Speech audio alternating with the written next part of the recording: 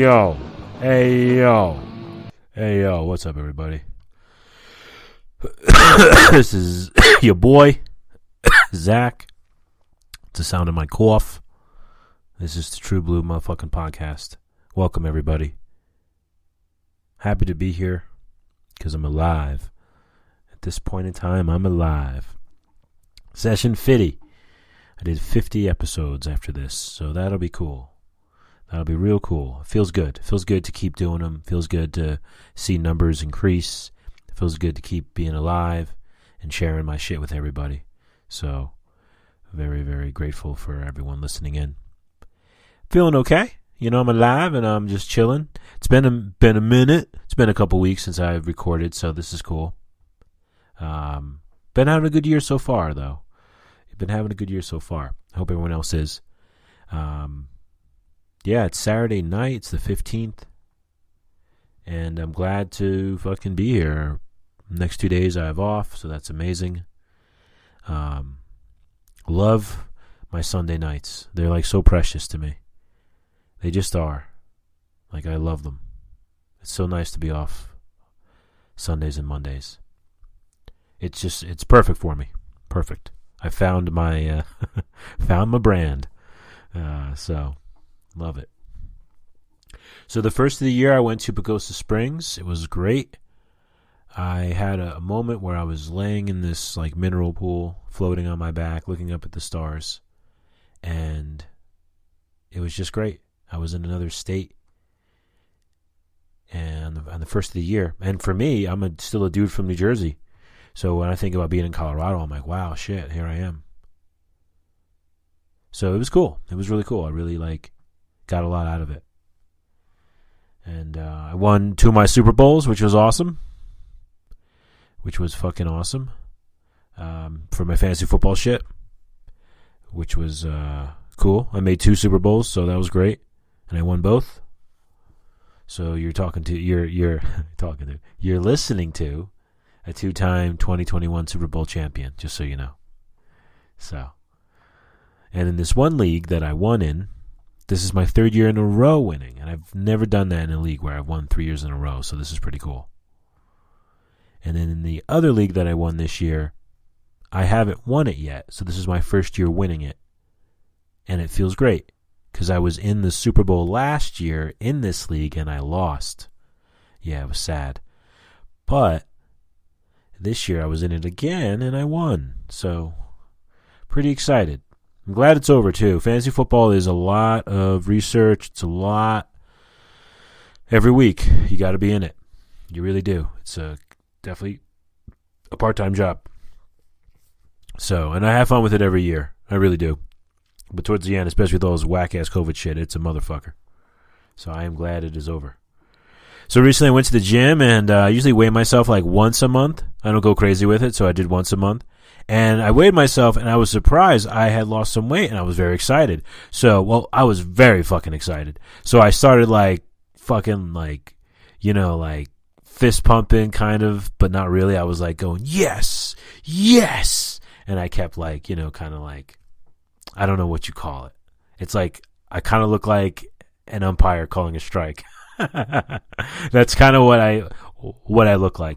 And I was so excited, and these 2 dudes who were in the locker room, they were like pumped for me. They were like, yeah, bro, fuck yeah, man, get it or whatever, and it was awesome because they were feeding off my energy and my excitement, and I was surprised by it. So I was like, oh, that fucking rules, fuck yeah. So I love when I get excited like that. It feels so good, It doesn't happen all the time, but when it does, I'm just like, I cannot help myself. Fuck yeah, fuck yeah. And I'm just like going off. And it was really cool.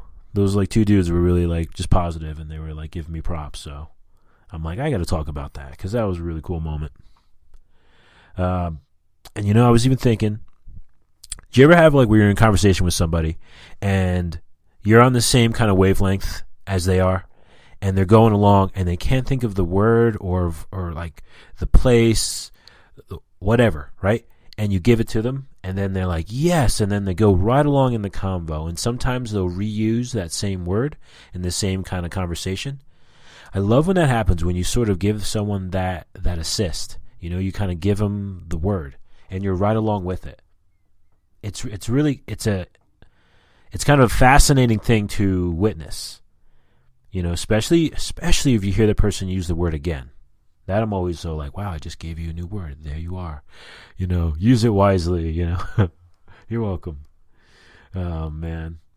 Now let's see here. What else do I have on my list? Oh, dogs are natural cock blockers. I've been thinking about this. My whole life I've been cock blocked by fucking dogs. Sweet, beautiful dogs. But yeah, I was like, you know what? That's been inconsistent. What the fuck's up with these dogs? Cock blockers. But yeah, it was just kind of a funny thought, and fucking wrote it down, so I'm reading it. Oh yeah, another thing I wrote down.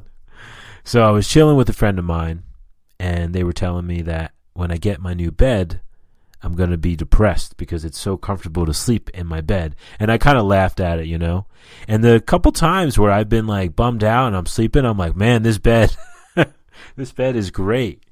And it was such a funny line that, they were like, you're going to be depressed with this new bed. It like promotes depression because it's so comfortable. I kind of got a kick out of that. It made me laugh. I wanted to shout out my homie Mario. He passed away last year.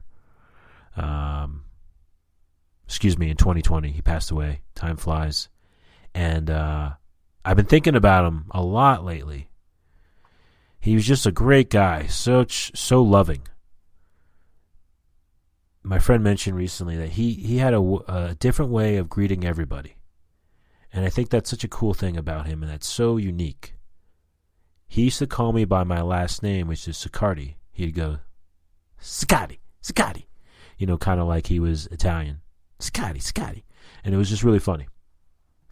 And I've been thinking of him lately, and he's just such a great soul.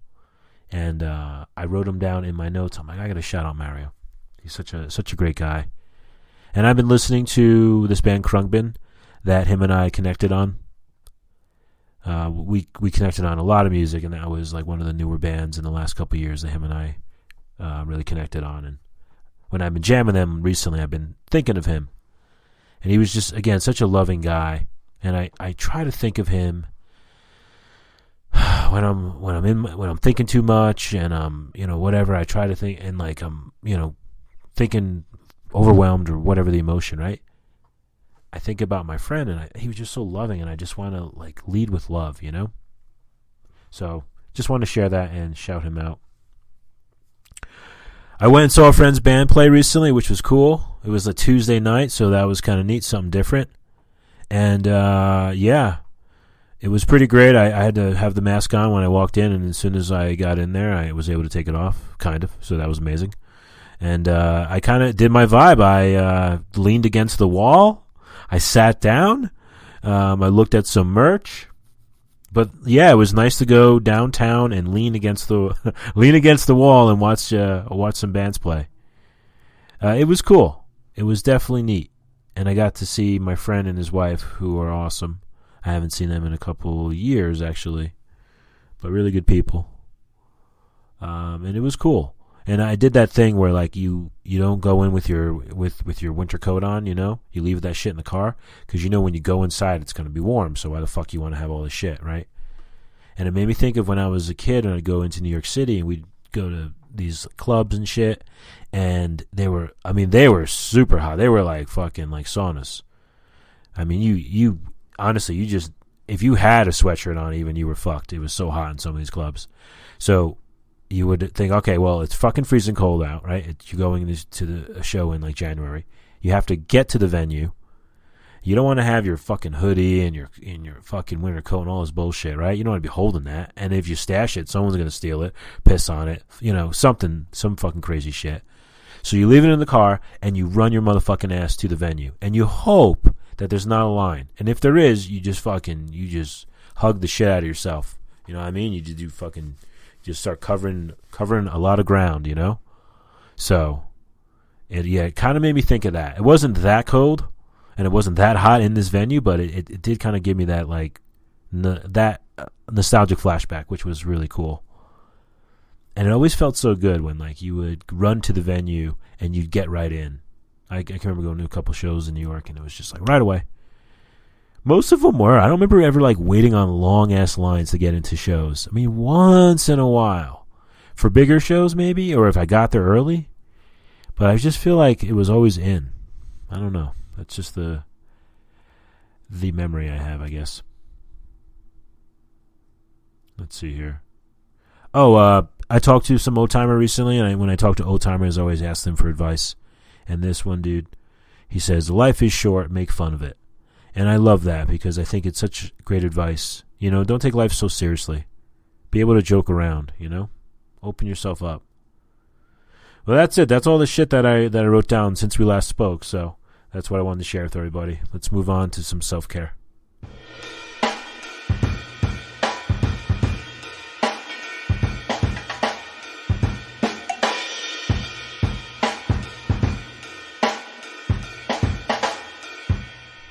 All right, word. So, I didn't really have too much this week for self-care, but I just wanted to say, take more action. The smallest thing could be mailing a letter, could be, having to have a conversation. It could be having to fucking fill out your resume. Any of those things. Try to take some action this week, even in the littlest way. You don't have to tell anyone about it. You can just take the action. And you'll be surprised on how you feel. And then the next day when you have the opportunity to maybe take that same action, you may go, hey, you know what? I want to do this again. Don't let your thoughts or don't overthink things. We're going to spend our whole lives thinking. Take a little action. That's just something that I've been kind of thinking about lately.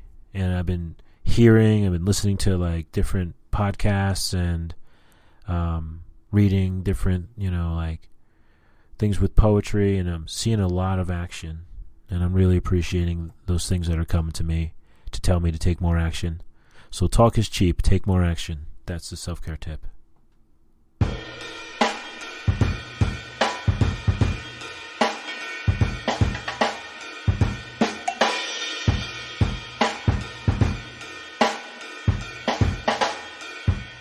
All right, word. So I'm going to read some poetry from E. Cummings. E. That's kind of cool.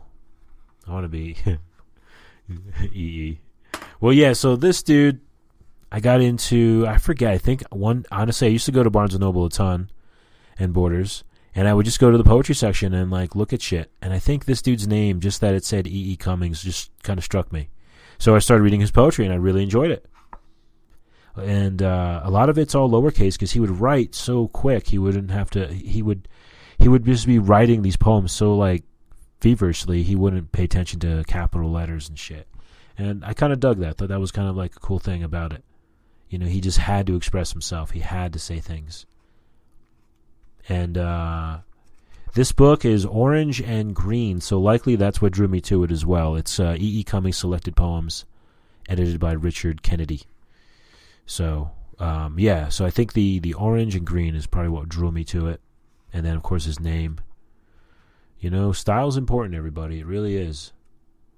And it's really cool. It's some short stories, mainly a lot of poetry. Mainly poetry. And what's cool is he really didn't title anything. He just sort of wrote. What the fuck? They're just all numbered. Let me see if this goes... Yeah, they're just all numbered. So this is number 3, and I'm going to read it to you. Somewhere I have never traveled gladly beyond. Any experience your eyes have their silence. In your most frail gesture are the things which enclose me, or which I cannot touch because they are too near. Your slightest look easily will unclose me, though I have closed myself as fingers.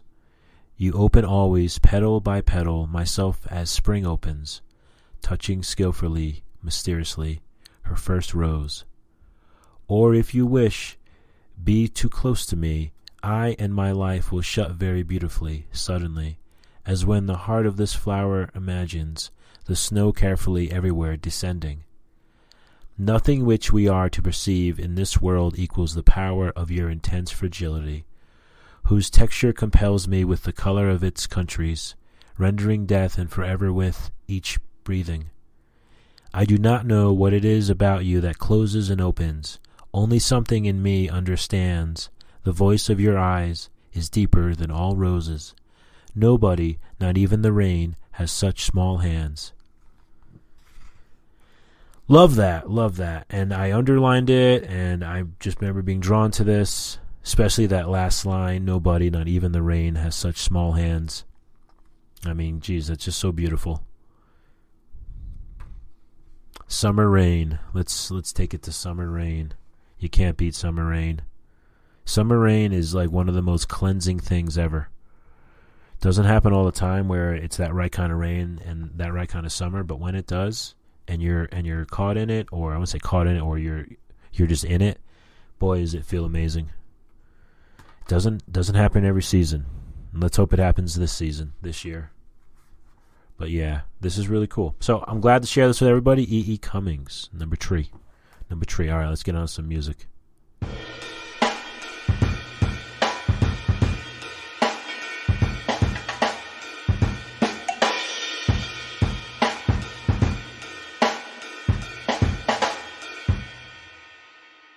All right, cool. So I chose a song by the Magnetic Fields. The song is called All the Umbrellas in London. It's on their album Get Lost that came out in 1999. My friend Tom turned me on to this band, the Magnetic Fields. The singer really had a similar Morrissey vibe because I'm such a Morrissey fan.